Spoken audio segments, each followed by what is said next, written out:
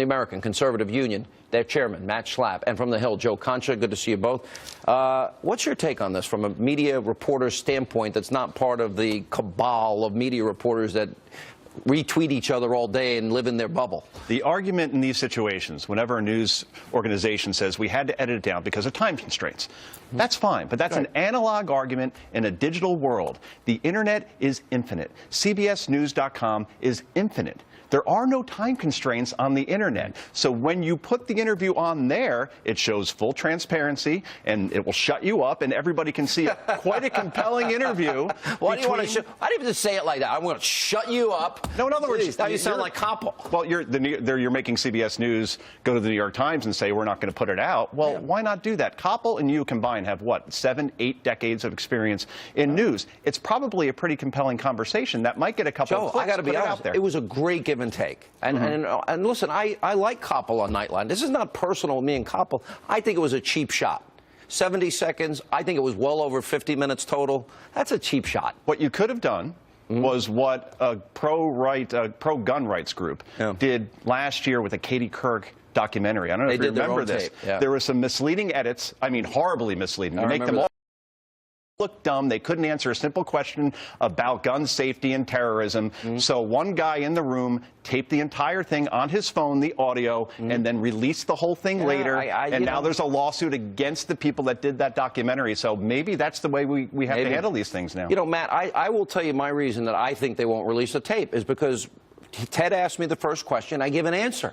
And he goes, none of that will air on this show. And I'm like, well, why am I here? And then for the rest of the interview, I'm taunting him. Ted, are you going to include this? Ted, are you going to include that? Hey, Ted, I think you really need to include what I just said here and here and here. And so they don't want to show that because it exposes what I'm calling edited fake news. What you can do in an edit room, it could be a beautiful work of art. Yeah, what you realize is that this supposedly straight-up media that's supposed to just cover the facts, they really are opinion journalists. And what they wanted to get from you is what they wanted from you. And they would take as much of your time, Sean, as you'd give them to give them the snippet that they wanted.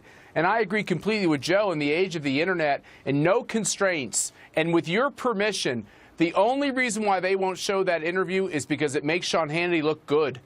And Matt, just one point on that. In talking to a couple of people that have worked in the business for a long time, their argument was that if you or anybody who gets interviewed asks for footage full or a full transcript to be released, that sets a precedent that says... that exposes all the years that they played this edit fake news game? Right. Come on. But that's the thing. This isn't a sealed deposition that we're talking about. No. This is a conversation between two public figures. And I'm telling you, it was a good conversation. The interesting thing is I'm bad for America because I have an opinion show.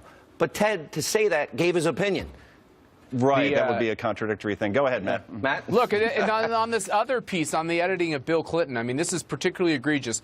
This happened at a point in the campaign where a lot of people were worried about Hillary Clinton's health. And if you looked at both videos of her stumbling into that van or being basically carried into that van, this raised real questions about her honesty about her health. What was the situation of her health? Could she serve a full term? And there was no question but that they did everything they could to fix Bill Clinton's interview, because I guess it depends on what the word frequently means, because he started off that interview being honest, and it really just reiterated, it would have reiterated the concern people had in their minds over his wife's health. All right, real quick, there was one more error in that interview where Ted Koppel said, let me finish my sentence and then you could talk.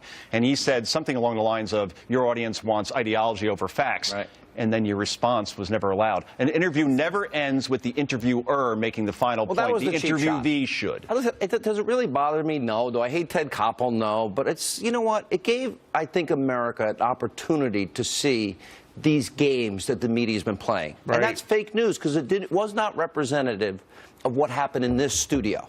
That's why it's dishonest.